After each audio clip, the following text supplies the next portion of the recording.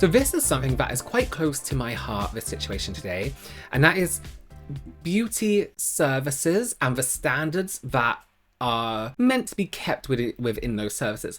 This is a user called Abby. Explore with Abby. I've just watched the video because I didn't know anything about it. So I've just watched the video. Now I'm introducing it. I'll link her down below. She is going to Japan, which I love. So I'm going to keep up with that content. I'll link everything down below so you can keep up with it too. And this is her story with a luxury service in a salon that wasn't so luxury. These new age luxury hairstylists need to be stopped because imagine paying $1,000 for your hair just for your hairstylist to be holding the content that she took of you hostage. This is why. What? I would never recommend this stylist to anyone. Let's rewind to a month ago, March 20th to be exact. I am scrolling on my For You page on TikTok and I see a hair video come up. It's a stylist who is located in Vegas, and I never see good Vegas hairstylists. They're always either in the Bay Area. Okay, that's sorry to any Vegas stylists watching this. Yeah, in Houston or Dallas, but never in Vegas. And I loved her work. So I click over to her page and I'm scrolling through her videos. I'm like, wow, look at the layers, look at the bounce, look at the fullness. I was just obsessed. I was like, wow, I have to book with her. So I go to the link in her bio and I'm looking at all of her services and her rules and regulations. I'm reading everything carefully just so I don't miss anything. I can see that she has a bunch of different packages, but for the most part, all she does is quick weaves and sew-ins. So this is something that she does regularly. So I feel more comfortable because this seems to be her specialty. So I scroll down and I see that she has a new client sew-in, and this sew-in service includes a shampoo, braiding down your hair, of course, sewing in the bundles, cutting and styling. And I'm like, perfect. Nice. So starting from scratch with a new client. Beautiful. Hadn't gotten a sew-in in over a year before I got this done. So it's been a long time coming, and I used to love getting sew-ins all the time. It was just really hard to find a reliable stylist in Vegas. Either way, I'm super, super excited. I read in her policies that you have to order her own bundles if you want to do this bundle deal or this like sew-in special that she has, right? She sells her own hair, which is fine. Lots of stylists do that. So the way that the pricing is done is if you order her bundles, then the sew-in costs $300. And I'm being specific about the price point because I think it adds to the reason I'm so bothered by the way that this all went down. So walk with me, okay? If you want her to install bundles that are not yours, it's like 400 or 450, something like that. I can't remember. So I'm thinking, well, I need to purchase bundles anyway. That's fine. I'll just You might as well go for the option that costs a bit less. And in her bundles, she might know what she's doing better with them, the colors better, you know. Purchase her bundles, and then I'll do the sew-in for $300. And I'm really, really fixated on this one specific video that she had posted of a girl with a similar complexion to me, and she had brown hair, and I was like, wow, that color is so beautiful. Mind you guys, I've never had color in my hair outside of the braids I got a couple of months ago, but that didn't really feel, you know, like my own hair because they were braids. If I'm gonna get a nice luxury sew-in from this stylist who seems to have a lot of experience and does amazing work, why not go ahead and try out color on my bundles for the first time? So I go ahead and I add on custom color, and the custom color edition is another $150. Again, I have never gotten color before. I wonder if that's coloring the hair existing, or she is going to order the hair for the color you want. Know the context. Is that high? Is that low? I have no clue. But the price is the price. And at the end of the day, I really want this one specific look. So if you're keeping up with me, this is a $450 service, excluding the bundles. I go ahead and I book with her for the actual service for April 22nd, 1:30 p.m. It's the afternoon. I know I'll have enough time to prep my hair and do what I need to do, take down whatever style I have before I go ahead in for my appointment. I go through the rest of the booking and pay a $50 deposit. And on that confirmation page, it also says that if you're going to do the $300 sew-in, that within 24 hours, you need to go ahead and purchase the bundles from her website. I want to follow the rules. So of course, within 24 hours before the appointment, I assume, yeah. I don't want to agitate anyone. I respect the parameters. I go to her website, but then I realize I don't know what texture was used in the video that I saw. So I go back to the video, I'm looking in the caption, I'm looking in the comments to see if she has answered it already, but she hadn't. So I go ahead and I send her a text message, and I know that this was late at night because I, just had free time. My son was in bed. That's when I had the time to actually listen. I do all my thinking in bed at night. I get this appointment. I'm going to tell you exactly what I said. I say, hi, apologies for the late message. Definitely don't expect a response at this hour. Just sending now so I don't forget. I just booked an appointment for April 22nd at 1:30 p.m. I'd like this install from your page, except potentially with a middle part, and was wondering which texture and lengths were used to achieve this look. I know I have to place the order in 24 hours on your site, so just wanted to confirm before doing so. Thanks so much. And I had sent this on a Friday night at 11:15 p.m. or 11:13. I understand. I'm sending this message late. That's why I put the disclaimer like, hey, I'm not expecting a response back right this just second. For memory. I do this with my managers. I'm like, sending this now, but I know it's Friday. I know you don't work weekends.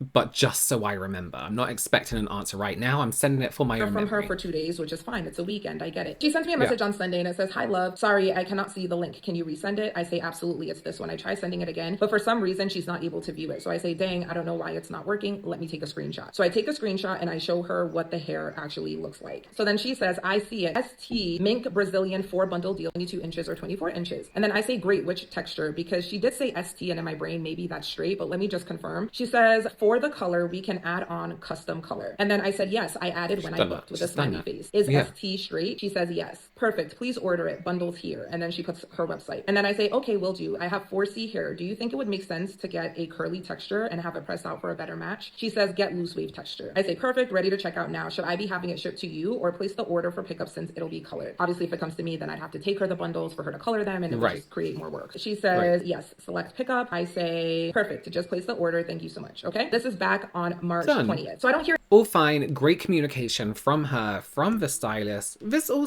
seems fine. anything else from her because there's nothing else to say. You know, I feel like I'm all set for my appointment. I'm excited about it. I even talked about going to this appointment on my live streams, on some of my videos. Like I was super, super hyped to go and get this sewing done. So fast forward to the day. Now it's April 22nd. I had some things to get done in the morning. Right around 11:30 is when I decide I'm going to go ahead and take my braids down so that, you know, my hair can be ready to go when I get there for my shampoo.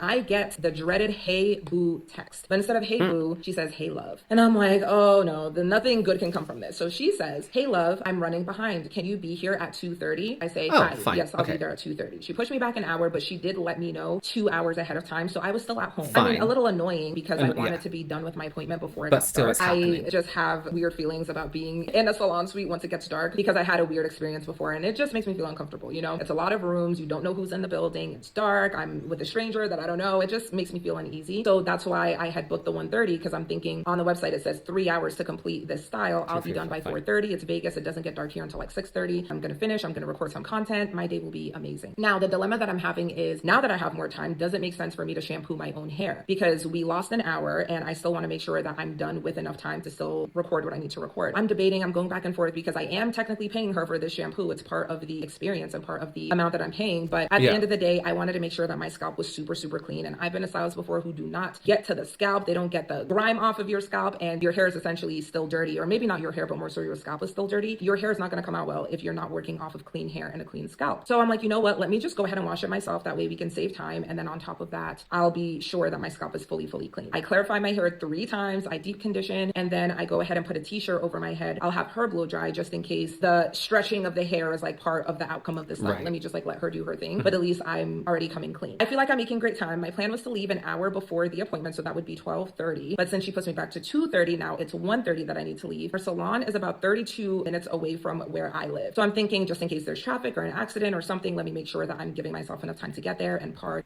Okay, she is very organized. She is very organized. Timings. We're doing good. We're giving ourselves time. We're saving time by washing our own hair, but leaving it just in case our hair underneath has to be. She's wrapped her hair. But she's left it. She's not drying it just in case. Just in case it needs to be dried in a certain way for the rest of the service. You know, so she's very prepared. She's really thought ahead and she's really thought about the whole. What's it called? Service, the whole situation. I not feel like I'm being rushed. On top of that, I wanted to vlog it, you know, come with me to get my hair done. I'm literally on my way and it is 1:50 and I get another text message. No. Actually, please be here 3:30. Not, hey, I'm sorry, I'm still running late. Do you think you can come a bit later? Hi, just letting you know I'm not going to be done on time. Kind of rude. Is it possible for you to come later? Do you need to reschedule? Yeah, that's like, especially the time difference. It would be like, oh, I'm so sorry. I'm late again. I'm running behind again. Can you please come at this time? Not actually get here at this time. No, you've already. Are you just assuming now she has a whole day free? No, just telling me, come at 3:30. I'm like, hi, I'm already on my way. Is there a place I can wait? You guys, she never texted me back. So after a couple of minutes of her not responding, I'm like, let me go back home because my hair looks crazy. I can't go and just lollygag for an extra hour because I look crazy. So let me just go back home. I turn around, I drive back home. The reason that I felt like I could not decide to not go is because she has the bundles for the 4 bundle deal for the lengths that I got, which I believe was 24 inches, was is $660 or something like that, just shy of $700. Just for the So she hair? has these bundles with her, and she That's has your my deposit. Had it money. only been a deposit, honestly, I might have just been like, you know Yeah. what? No, like this is annoying. I do not feel like going back and forth with anyone. That's just not my style. I don't want to have to argue with her about the bundles and when I can pick them up. I didn't want any drama. So I'm like, okay, whatever. I come back home. I end up leaving out again right around 2:45. I'm driving. I'm on the way. I'm on the phone with the guy that I'm talking to, and I'm like, yeah, it's so annoying that she pushed me back 2 times, but I'm gonna try to have a positive attitude and just make the most out of it. Now, am I gonna have to deal with some BS along the way? Probably. I'm not gonna lie. I did get a bad feeling that something was gonna go horribly wrong during this appointment, and I wasn't wrong because my intuition never lies. Big Leo energy. I should have just been more mentally prepared because my gut was telling me something was off. So remember how I said she never texted me back? At 3:29, mind you, she pushed me to 3:30. 3:29, she sends me a message and she says, yes, I'm ready. Are you here? Sorry, just seen it. You're lying. You're lying. She's lying. I'm sorry. You're lying. There's no way you did not see the text for an entire hour and a half. You did not look at your phone one time for an hour. Especially when you're pushing back a client who's paid you money and you're not checking your phone to see if that time is okay for them. Hour and a half. Be for real. You're a business owner. There's no way on earth. And this was actually confirmed because when I went in, she was actively checking her phone. So you definitely saw it. You just didn't feel like you owed it to me to respond to me, which is crazy work. I'm your client and I'm asking you a question. Hey, is there a place for me to sit? Because I'm already on my way to your establishment and you have already inconvenienced me 2 times now, but I'm being unreasonable for asking, hey, is there a place that I can sit? It's crazy and it's terrible communication. Having good communication is part of being professional and doing your job well. And on top of that, there's a way that you speak to. That is so true. That is so true. We always say this as well. If you're a business, you need to communicate the right way. This isn't communication. Telling somebody, no, delaying their appointment and then telling them to come in another time that you haven't organized. It's too much. It's called respect. Simple respect, right? So in my head, when she said, oh, I just seen it, you're lying and it's annoying. Like you're insulting my intelligence. So anyway, I say yes to answer her question about, are you here? So I go to the door. I'm waiting for like 3 minutes. She comes to the door and she says, hey, how are you doing? And I say, hey, I'm fine. How are you? Am I my bubbliest? Am I my perkiest? No, I'm annoyed. But I will be honest and say that I was not rude to her. I responded back to her. I didn't come in with an attitude. I just wasn't my full bubbly self. We get into her salon suite, very pretty in there. And I even told her that. I was like, oh, I love your paint in here. She asked me how I'm doing again. I don't know if she was just trying to like break the ice or create some small talk or something. And I was like, oh, I'm good. How are you? Because you already asked me that, but whatever. Let's keep on going. So as she's taking the t-shirt off of my head, I say, I already washed in deep condition, so maybe we can speed this up. And I don't care if it came off a little bit shady. That's one less thing that you have to do that I am already paying for. And says, since you've delayed the appointment twice, made me feel off put. Now everybody feels off put. All right. She gets to blow drying my hair. Now, question for the class. If you are blow drying kinky curly hair, I have 4C hair. What do you use to blow dry your hair? Basically what she is doing is she has the blow dryer in one hand and she's combing out my hair with her other hand, but she's pulling it. And you guys, I am not tender-headed. I never have been tender-headed. I grew up getting box braids in my hair. I know how to withstand a little bit of pain to my scalp, girl. But she is literally like pulling out my hair. I hear it and I feel it being ripped out of my head. So my question is, as a hairstylist who is charging a premium price, why are you not using the tools that are at your disposal to properly blow dry my hair? Instead, you are choosing to yank out my hair with your hands and blow dry so aggressively. Like it made no sense. The plot thickens. It gets worse. What is the only worst thing that you can use to blow dry your hair besides pulling it out with your hands? This girl grabs a rat tail comb. A rat tail comb is the comb with a metal point, or sometimes it's a plastic point. Tail comb, the smallest comb that you can get. And she is combing from the root of my head to the tips of my hair. Why are you combing from the root? Did we not all learn this at like 6 years old? If you're going to comb your hair, that you do it from the tip up to the root so that you don't pull out your hair, so that you're gentle. It was honestly mind blowing to me that this was her method of blow drying. This is the absolute worst blow dry I've ever had in my entire life. So she finally finishes the blow dry and it's time to move on to the braid down. So she is braiding my hair. And for anyone who has ever had their hair braided before, you know that as you're braiding the hair, you kind of have to pull the strands through so that you don't create another braid or a knot at the bottom. But she is creating knots and actively just pulling out the knots and then flicks it on the floor. I know for a fact I'm losing hair as she's doing all of this because she's not. Wait, so she is knotting her hair and instead of making sure that doesn't happen, because your braiding stuff is going down on down here too. So you're braiding and you want to pull it out as you go. But she is creating knots in the hair and then pulling out the knots. So she is pulling out her hair and just throwing it on the floor.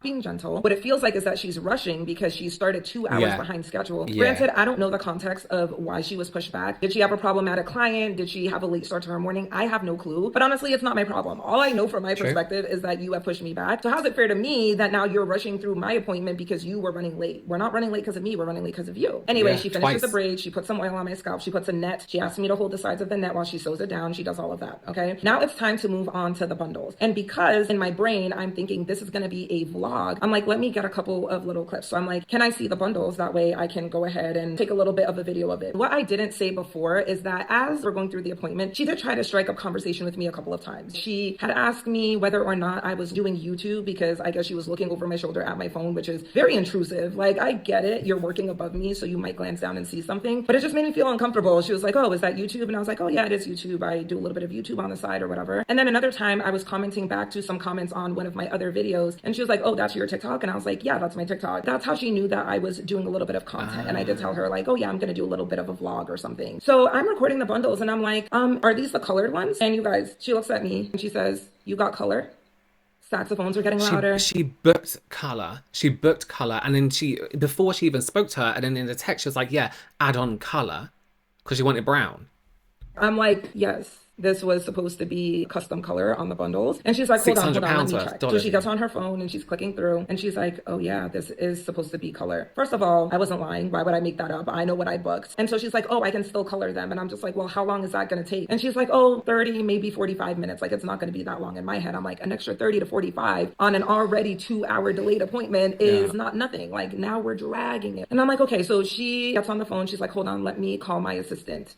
All right, girl. She gets on the phone and she's telling whoever like, oh, it's in the garage on the white shelf or whatever. It's out of my control at this point. And I really just had this image of how I wanted my hair to look. I have a trip coming up to Japan, a solo trip, and I wanted my hair to look a certain way. We wait a good maybe 20 minutes or so for somebody to bring the color. But now she has to do the whole process. I am not a hairstylist. I don't know a lot about dyeing hair, but I know that it's not something that takes 5 minutes, right? So I know that she's going to have to apply the color. It's going to have to sit. She's going to have to wash it out, right? This is a multi-step process, which is also, it's what she just showed was black, so she's making it brown. Is she going to have to lift the color a little bit to make the brown stand out? Because having black hair, I know that trying to dye this any other color than black is a little bit difficult. Why it should have been done and ready for when I got there. So she's prepping the hair for the color, and as she's doing that, she says, I can give you $25 off for pushing you back and for the color. America, $25 off of over $1,000 that I'm spending with you between the bundles and the service. $25 off. Am I tripping, or is that nothing? Am I being that's unreasonable? Not even 10%. Am I being entitled? Keep in mind, she also has never apologized. And I know that that might sound petty, but it's just a human decency thing.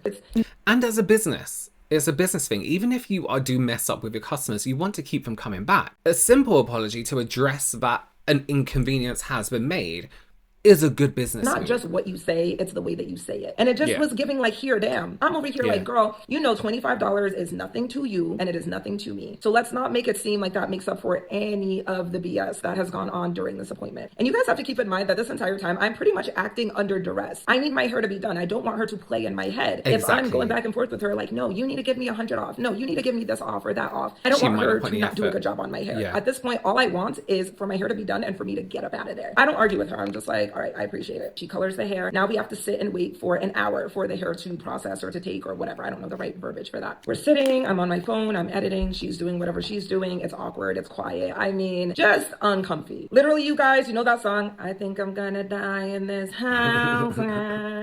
That's how I feel. Like, damn, am I ever gonna be out of here? Finally, it's done. And she is able to go and rinse it out, wash it out. The bundles are ready to go in my head. She starts to sew the bundles in my head. She did poke me a couple times. I didn't make it a big deal because that happens. You know, I'm not expecting for her to be perfect. I don't think it's intentional, but at the same time, it's like at this price point, like, why am I being poked? Eventually she finishes sewing and now she has to take care of my leave out. Now, I had watched a lot of videos on her page, so I know the way that she does her leave out, which is the way that I prefer. You add some kind of like a mousse or a setting lotion to the hair, and then you kind of like wrap it with a net or something, and then you sit under the dryer. So it helps it keep its shape and it doesn't frizz up and lift as much. That is what I'm expecting that she's going to do, because every single sew-in that I've seen on her page, that is how she does does the leave out. But then she's like, hold on, let me go check something. She leaves, she comes back, and I don't know if maybe they only have 1 or 2 hooded dryers and someone was using it. I don't know what happened, so I will be honest about that. But she comes back, she puts whatever the setting lotion is on my hair, and then she grabs the blow dryer and then she's blow drying my hair. So I'm thinking, oh, so I'm not gonna go sit under the dryer.